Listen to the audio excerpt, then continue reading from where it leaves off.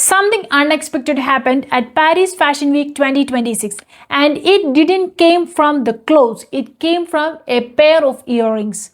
On one of the biggest global fashion stages, a model walked the runway wearing the traditional South Asian jhumkas, but they were not called Indian and they were not called cultural. They were simply labeled it as a vintage accessory.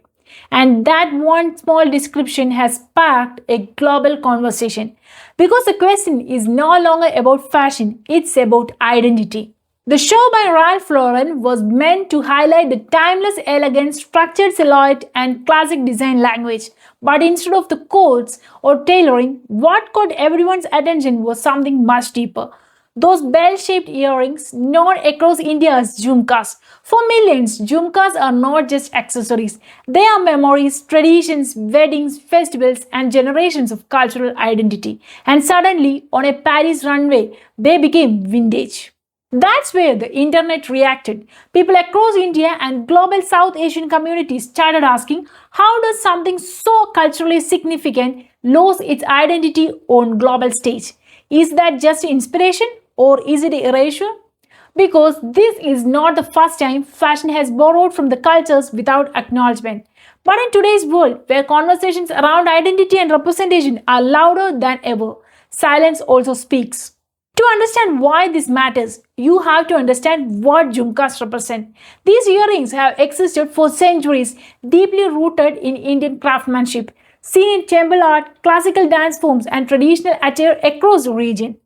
They are not just ornaments, they carry history, artistry, and meaning. So, when they are presented without context, it does not just simplify culture, it disconnects it. Now, here's where the debate gets more complex. Some argue that fashion has always been global, that designs constantly draw inspiration from different cultures, and that's how creativity evolves. And that's true. But others argue that inspiration without credit becomes appropriation, especially when global brands profit from the designs that originate in communities that rarely receive recognition or benefit. And this is exactly why this moment matters, because it reflects a larger shift.